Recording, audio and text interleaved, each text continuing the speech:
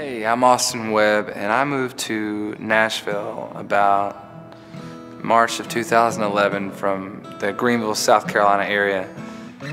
I had a little argument with a girl I was dating, and I drove in the middle of the night to Nashville from South Carolina and got to Johnny Cash's grave.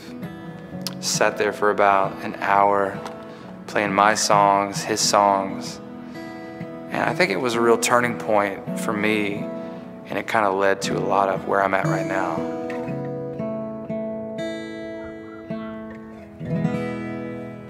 Byron Gallimore is my producer, and how we met is such a crazy story.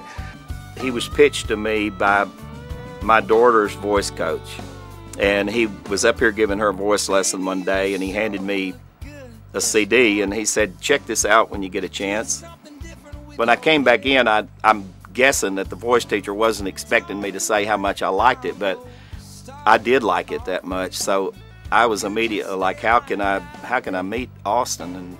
And Byron calls me up on a Sunday morning out of the blue, and I think it's a bill collector like usual. And so I don't answer the phone, and then I get a voicemail, and I'm like, what is this? Is this real? The next day, I think I called Austin and got his voicemail, left him a message, and he called me back within probably 30 minutes or something like that, and we had a talk. I think he was at home in South Carolina at the time. And I go to his house the next day, and I play him 2 songs, and he offers me a publishing deal right off the bat. He was such a great performer. I mean, not only did he have this amazing voice, but his performance was spectacular. And then about a week later, he calls and offers me a record deal. And I'm like, this has been the best week of my life. And it's such an experience working in the studio with him now, to know what he's done for country music, how he's worked with Tim and Faith, and now to have him working with me is such an honor.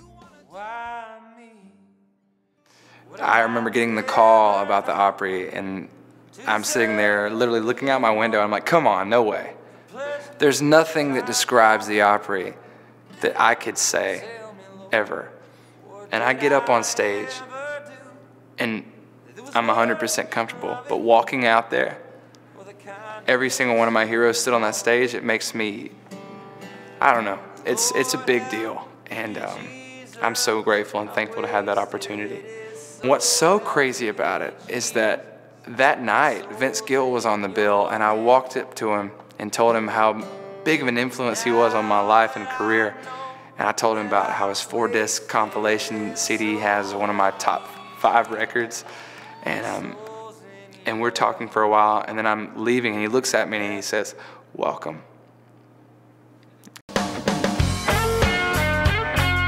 What makes Austin unique is he is very contemporary. He has his own sound, but yet it's still very country. When he writes country lyrics, and he's capable of covering so much ground and doing so many different styles of songs. I haven't found anything he can't sing. You know, I've been writing since I was 9 years old. Started with poetry, got into songwriting when I was 15, moved to town as a writer. He has it all. He writes great songs, he sings great, plays acoustic guitar, he's a great live entertainer. The reason I write songs is because I love what they do to people, how they affect my life, and how I can make something up and it affect other people's lives. That means a lot to me, and I heard Slip On By on the radio about 6 months ago, and I pull over to the side of the road, and I'm so emotionally hit. And I called Byron and I said, man, we gotta go cut this song. Early morning by the riverside, saw an old man waiting for a bite. We started talking. About 6 weeks later, I was at one of my daughter's ball games, softball game, and her softball coach comes with a CD. He says, Byron, I've got a song I want to pitch to you. I called Austin back and I said, you're not going to believe what happened. You know, you get pitched the song, 6 weeks later, they pitch me the song out of nowhere. He calls me, and we go in and cut it the next day. Slip On By is a song that I wrote with Blake Neesmith of Finding Favor. I really wanted to write a song that would just make people think and make them just stop for a minute and hesitate in a crazy world. And Slip On By has really made a big impact in my fans and my listeners.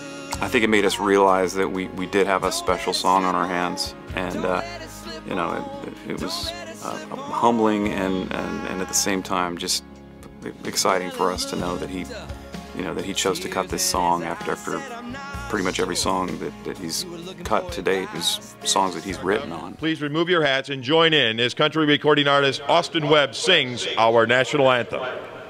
Oh, say can. This year really has been incredible, and on top of it all, I got to sing the national anthem at Lambeau Field where the Green Bay Packers play.